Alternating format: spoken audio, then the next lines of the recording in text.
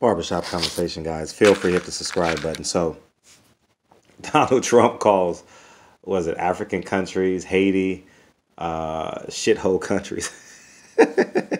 It's everyone's up in arms and frustrated. What does what more does white supremacy have to do to you to confirm that they have no respect for you? It wasn't enough they got a 400-year head start. That's still not enough, right? And we're fighting them. I want to fight them too, right? But I know the biggest way that I can fight them is financial independency, financial responsibility. That's the ultimate factor, is having the ability to make decisions without white supremacy. Now, obviously, did I have a knee-jerk response like, oh, I fucking hate Trump, but I hated him before that? Did I have a knee-jerk reaction to say, oh, fuck white people? Not fuck white people per se, but white supremacy. I always want to preface that, because someone may be hearing my video for the first time, but, oh, he hates white people. I have great friends that are white friends, and I have one of my 6 friends in my accountability team who I trust with all my secrets. There's 6 people in the world who I trust with all my secrets, and we talk about everything from finances to marriage to cheating on your woman to preparing for our kids' future. I mean, everything, and so that's why I don't preface it, but that's why I preface it, because I know I may get a new subscriber who may hear this video like, oh, this motherfucker's a racist. But I'm not surprised. As a 40-year-old man, we can't be surprised at white supremacy. The problem is, you're still going to support white supremacy. All y'all motherfuckers talking shit, fuck Trump. You're still going to support white supremacy. You're still going to support the people who support him, and it won't change. It's kind of like black people going in H&M the very next day. I mean, at least give it a week, right? We've had 2 great examples of white supremacy saying we don't need minorities. We have fiscal capital.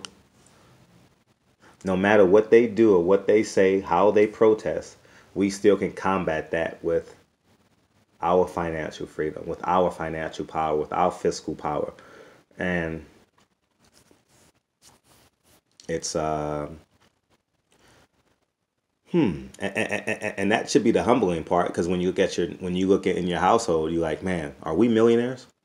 Do we have $1 million in assets? And that should be the goal, $1 million in assets, man. Not 10,000, not $100,000. I believe $10,000, $100,000 is easy to come by in assets, but being fiscally responsible should be the goal, and I admit I was not perfect. As I tell you guys, I grew into this 40-year-old, I consider myself an intellectual. I grew into this 40-year-old intellectual. I used to stand in line for the Jordans. I used to go buy Gucci belts and designer shoes and go down to Rodale Drive and spend $1,200 on a pair of shoes, $500 on a belt. I've done all of that. You won't catch me doing that shit no more. I'll tell you that much. And that's why and that's why I believe my voice is so strong, is one, because I've made those mistakes. I've made all those financial mistakes. Only thing, I've never had tattoos, wore earrings, or my pants halfway off my ass, and or never ever been to jail. But I'm talking about just in terms of being labeled a nigga. When you shake a man's hand, they view you as a nigga. I've been broke, I've been unemployed, I've been kicked out of school, I've been all of that. But now that I've grew into this quote unquote successful man, I know that my voice and my actions have power. By no means am I where I want to be financially, where I want to be metaphysically, where I want to be spiritually, where I want to be emotionally. But I'm on that journey to alchemy, and it's a beautiful thing. And that's why I can laugh at this, knowing that I'm going to combat this by being successful in so many different areas, in addition to being fiscally successful. You understand what I'm saying? And I want everyone that hears this video, whether you're a poor white man, whether you're a poor black man, a poor Mexican, a poor Asian, financial independence is the key. That's how you combat white supremacy. You know, pay your taxes. No matter how much it hurts, pay your taxes so you can be financial independence. They will never, ever knock on your door. And your voice can be as powerful as you want. And that's what I'm learning. That's why I'm building this little empire, this little hood empire, if you guys understand what I'm saying. But yeah, man. Keith Jackson just died. Oh my God. I'm sorry, I just saw it on my... Keith Jackson was my dude, man. The college football announcer, you know. Oh, man. Old Nelly. You remember that? Old Nelly. He did the Rose Bowl every year. Wow. Keith Jackson is gone. 89-year-olds. But yeah, man. As I'm talking about white supremacy, I'm shocked that a white man dies. You know, I mean, Keith Jackson was one of the first voices you fall in love with, right?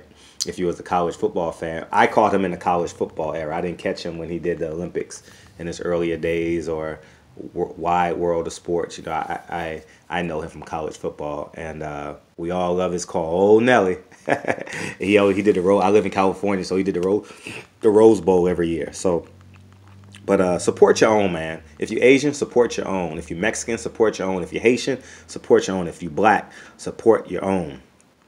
All right, and I'm on that journey to my alchemy, and I hope you guys are as well. Don't be afraid to be fucking. I'm gonna do a separate video on it. Don't be afraid to be vulnerable. Okay? On the other side of vulnerability is your alchemy, is your greatness. All right? Don't be fucking afraid to be vulnerable. I think that's one of my biggest gifts, is that I'm not afraid to, one, wear my emotions on my sleeve and fight for what I want. Being vulnerable is having the ability. It's also a great mechanism for fighting. You know what I mean? Protecting yourself, right? And I would consider myself a fighter. You know, 90% of my fights has not been physical. You know, 90% of my fights has been emotional.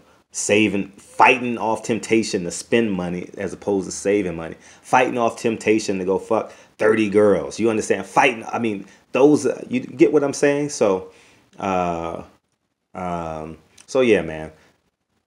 Don't be surprised that Donald Trump, he is who he say he is. I'm not blowing a head gasket. I mean, knee-jerk reactions obviously say fuck Trump, but you know, I'm not on this. Anyways, man, barbershop conversation. Go get your alchemy, man. Leave a legacy on earth. All right? Don't spend 3 hours talking about Trump if you ain't spend 3 hours working on your purpose. All right. Don't spend 3 hours talking about LeBron James if you ain't spent 3 hours on your purpose. Don't spend 3 hours talking about the NFL playoffs if you haven't spent 3 hours working on your dream. All right. Barbershop conversations, man. I'm gone.